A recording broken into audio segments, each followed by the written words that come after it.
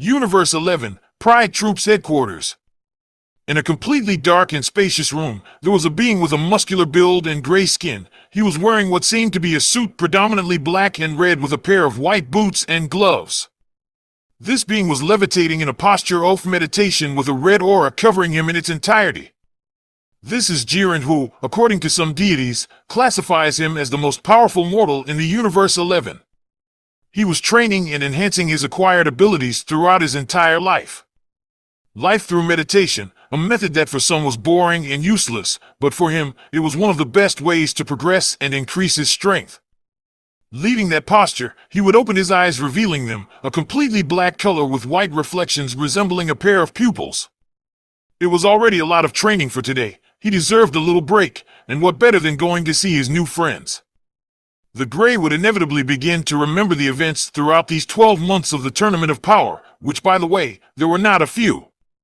After the multiversal event, Jiren reflected on his behavior in front of his teammates who supported him in the tournament. He saw that he was always an ungrateful fool when he saw his comrades as simple nobodies when in the worst moments. Those who were always there for him were them. Oh, cruel irony. The one trying to vindicate himself for his actions began to see his teammates as more than a couple of disposable pieces. He began to see them as his friends, people he could count on. He began to trust them and they trusted him. Above all, he began to get along well with his teammate named Cocotte. Ever since the tournament happened, she began to approach him in the hope of talk or interact a little. Normally in the past I would have ignored her, but now I let her get closer. And the truth is that she was quite curious. All the time I tried to get her attention, and that instead of bothering him, it made him feel good in some way. Thanks to these actions, he began to feel that warmth in his heart that had disappeared because of him. Despite his fear of being abandoned again, his friend Topo told him that they were going to be together until the end as a team and friends that they were, even if they had to give their lives, they would do it. Remembering those words, a slight smile framed his face. Before he never dared to smile or have friends again. But thank you to that person, that scion who crossed his path in that tournament. He did it again. He believed again in that power that he feared so much. Friendship. He remembers those words every day since then. I won't see you again. The gray man clenched his fists in a sign of excitement. Widening his smile, he would say in a low voice and with great conviction, next time I swear that Goku will win. Jiren was going to leave the room to meet with his companions, but a hatch would open revealing the silhouette of a being taller than the strongest mortal being in Universe 11. With the same suit, with brown skin and a big mustache approaching the place with his eyes closed, where his friend trained. His name was Topo, the leader of the Pride Troops. Ha, Jiren, here you are. I assumed you would be training. The leader would laugh slightly as he confirmed his theory, no matter how much time passes. His friend never stops getting stronger. You know, it's always good to be in optimal condition for the mission. The Gray would respond to his colleague. At this time, he is already capable of starting a friendly conversation. Before he only limited himself to saying what was necessary, but now, he could converse more calmly. Perfect. I wanted to warn you that there are problems on a distant planet, on the quadrant 16 to be precise. And they need our help. Topo would seriously say the latter. The issues regarding the missions were not to be taken lightly. Jiren would nod to confirm his participation. This last time he has participated in each of his group's missions. Personally, it was to be able to be closer to them, and to be able to learn more about feelings. Both began to leave the room towards the objective, but for some reason the most powerful fighter in Universe 11 stood still for a few seconds, looking at the ground, which made his companion doubt. Is something wrong, Jiren? Topo would ask with serious doubts. He had never seen his friend like that. He seemed nervous about something. Can I ask you a favor, Topo? The gray guy was not used to asking for help, and the truth is that he liked it. It caused some discomfort, which earned a surprised face from the leader of the Pride Troops. Please, he rushed to say before it was too late.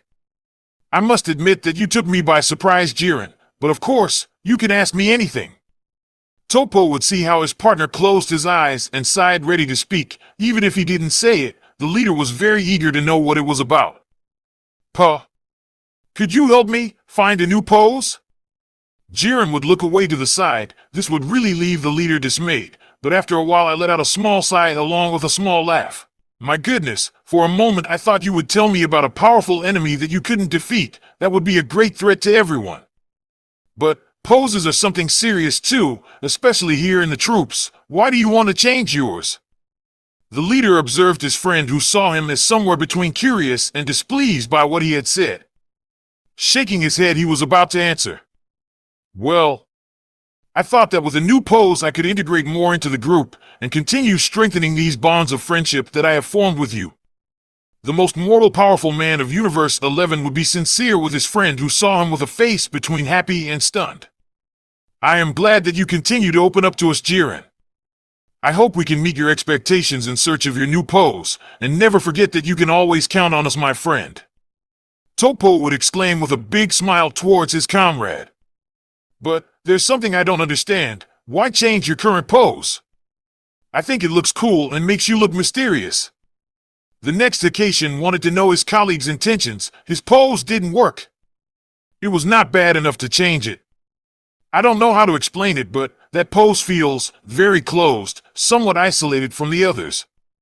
I feel that changing it will help me establish myself much better in the group. And above all, it will help me understand the kind of justice for which they fight. I mean, for which we fight. The Gray would explain his reasons, making his friend understand. It was a quite honest attitude for part of the Gray, and I had to thank him for that. I see. Well, after the mission we will begin immediately with practices. I'm sure we will find some pose that fits with your image and that of the group. Jiren would give a small smile in response. Both would prepare to go towards the mission. Normally his colleagues always take care of the threat, but now he wanted to stretch his body a little to be in its best condition when he meets that scion again, and what better opportunity than this? But in the middle of the journey, a blinding light would land on Jiren, causing him to stop abruptly. This brightness did not allow him to see his path clearly. But what? Jiren would cover himself to avoid momentary blindness like his companion. When that strange light dissipated, there was no trace of the most powerful warrior in Universe 11. Topo would be able to locate his comrade's trace anywhere with his gaze. That light, what could it have been? Did that take away Jiren? But how? Why? He had to contact his Lord Belmont as soon as possible. They had to locate their friend quickly. Universe 6, on a random planet. Night and heavy rain predominate the climate of said planet, where you can see a city and a large number of people walking from one place to another doing their daily duties. In the middle of said crowd you can see a being taller than the rest, walking calmly with his eyes closed and with his hands in his pockets. He turned into a kind of alley in the big city, revealing his appearance. He was a being with violet skin just like his suit and boots. This was Hit, the legendary assassin of the Universe 6, known on all planets for never failing a job that has been assigned to him. He stood in the middle of said alley as if he were waiting for something or if some event occurred. Suddenly a hooded, blue-skinned individual appears, approaching the most powerful individual in the universe with nervous steps until he is in front of him. "Do you have the payment?" he would ask with the serious expression that characterizes the murderer, causing slight shivers to the villager who was not used to dealing with that guy. "Did you get the job done?" The subject would return the question to make sure that the murderer was not playing any tricks on him, although due to the fame he had, he would surely have already completed his errand. "It's done. Your boss will never see the light of day again," he would say with that voice so cold that it would freeze the devil himself. The client would nod his head, and then from his coat he would take out a sealed envelope with a large content inside. Possibly it was money. "It's all there?" he would ask, taking the envelope without looking at it. It never hurts to ask. "That's right, everything is just as we agreed," the guy would answer, scared by the look that the violet-skinned being was giving him. With a nod, Hit would leave that alley to proceed to withdraw from the city and go to a desolate meadow so as not to be disturbed. After a few seconds, the murderer would look at the dark sky with a calm expression, thinking about a certain topic that would not leave him. "Calm for days now. I think it's time to finish my work, son Goku," the red-eyed man would think with a smile when remembering that strange scion that he could not understand or understand. Well, he was sure that he was not the only one with those kinds of thoughts. Every time he fought with Goku he had fun, quite strange for him. Someone like him, since he doesn't remember when he had fun with something in his long years of life. Without a doubt that warrior was the most interesting being in all the universes. In these 12 months, he began to train hard, improving his techniques by unthinkable levels to be able to defeat who could be considered his rival and last job. He took flight away from that planet in search of the Scion to put an end to that task that was left pending a long time ago, but on his journey a light interrupts its flight by causing the murderer to break suddenly, closing his eyes and covering himself to avoid blindness. Upon dissipating said light, there was no trace of the legendary assassin. It is as if he had disappeared out of nowhere. Universe 7, Planet of the Destroyer God. On a planet similar to an inverted pyramid with a large tree on its surface, there were 3 beings in the central part of the place. One of them has violet skin and a thin complexion with long ears resembling a cat. He was dressed in blue pants, brown shoes, and accessories that are seen in Egyptian gods. While another, with light blue skin and a tall and thin build, had an extravagant white upward hairstyle and was dressed in a burgundy-colored costume with a large scepter in his right hand. They were observing the third subject, who seemed to be human, meditating in complete concentration and harmony. The subject had a very particular hairstyle distributed in 8 black tips, a body with a tall, muscular build. He was dressed in an orange GI with a blue t-shirt, boots, and wristbands. Do you really think I managed it, Whis? The violet-skinned being was not very convinced about this. Patience is a virtue, Mr. Bills. Just give it time. I'm sure you're about to achieve it. The subject of the scepter would speak with the calm and serenity that characterized him. Well, if you say so. From one moment to the next, the being who was meditating begins to release a light blue aura and a comforting warmth. His hair turns a slightly raised white color. He opens his eyes, revealing them a hypnotized silver. Leaving his meditation posture, he would observe with a small smile the 2 beings who were pleased to see him in that state again. A long time had passed since they saw him for the first time that it even seemed like a somewhat distant memory. A chief would be heard saying with a voice that predominates the calm and determination of a warrior. Well done. Goku would know that he would make it. The blue-skinned being would say with a big smile of satisfaction on his fine face to the person now known as Goku. It was thanks to your training, Whis. The black-haired man would bow as if thanking the one who in recent times was his teacher and at the same time is the protective angel of the Universe 7. Without him, Goku knew that not even in his dreams would he have reached this high level of power. Although Lord Beerus also helped me, the now white-haired man would look at the violet-skinned being, also known as the God Destroyer of Universe 7, who, being the center of attention, would avert his face, pretending to downplay the importance of the matter. I already told you. You were taking too long. I thought you would never make it again, but now that I see it before my eyes again, I must congratulate you. You did pretty well for a mere mortal. Who would think that a scion would manage to enter the realm of the gods? Goku would laugh when he saw Beerus act that way. Lord Beerus. The god of destruction would leave his thoughts to focus on that scion who was looking at him with a small, somewhat anxious smile in his opinion. Now that I have the perfect Ultra Instinct, could you fight me without holding back? Please. I always wanted to know what your true strength is. Goku would look at Beerus with a challenging look. He wanted a rematch after that fight. And what better opportunity than this? Well, it wouldn't be bad to stretch my muscles for a moment. It's been a long time since I released my maximum potential. Very well, he accepted, but whoever loses will have to pay with a big plate of food tonight at Bulma's house.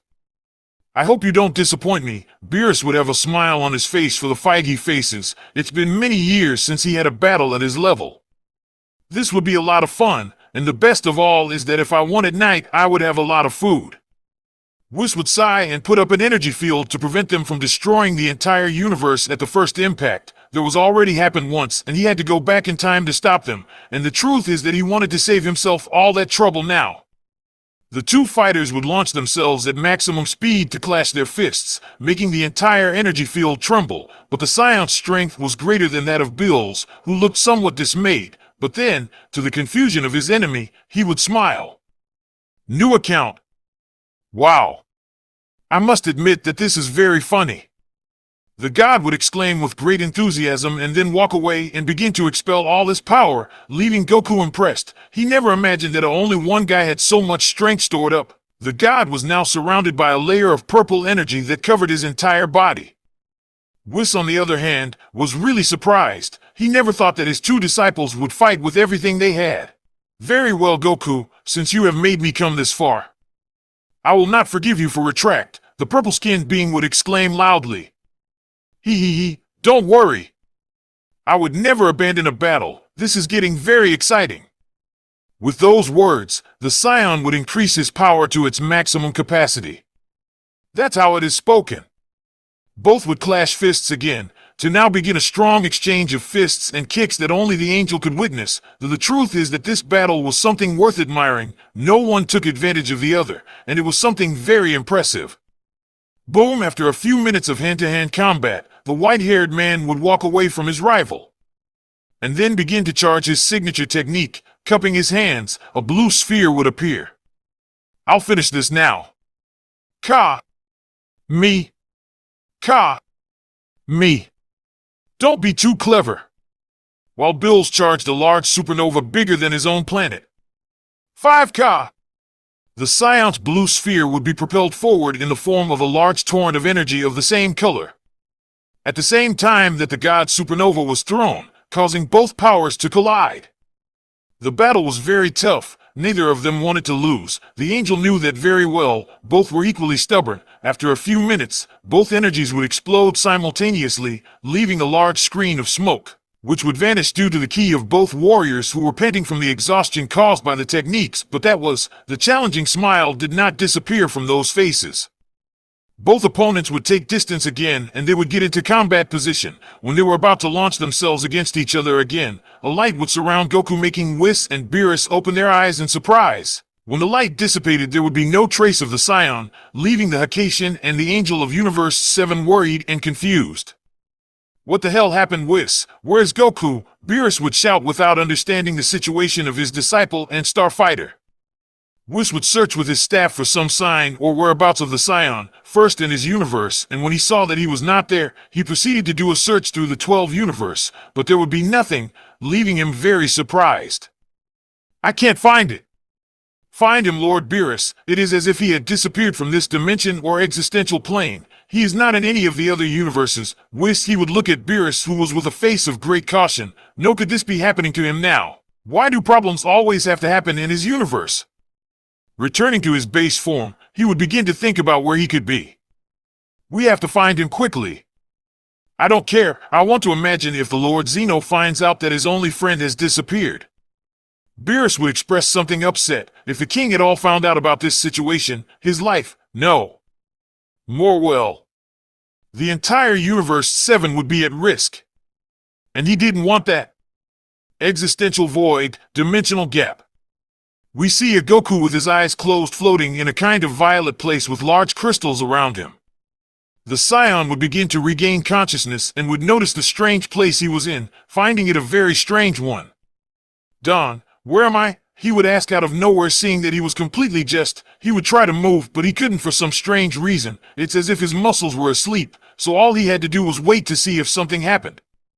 When suddenly two lights would also appear next to him, the Scion, upon observing them closely, would be stunned. There were two warriors that he knew very well. They were Jiren, the most powerful mortal of Universe 11, and Hit, the assassin of Universe 6. Two of his new rivals that he met recently, but he would notice that both were unconscious just as he was a few moments ago. Hit, Jiren, wake up. The black-haired man would try to make them come to his senses. To his relief, he would see how both began to open their eyes upon recognizing that particular voice that they would recognize anywhere. Both warriors would turn around and see that man once again after so long. Goku! The newcomers would say at the same time upon recognizing that Scion who changed their lives in more ways than one.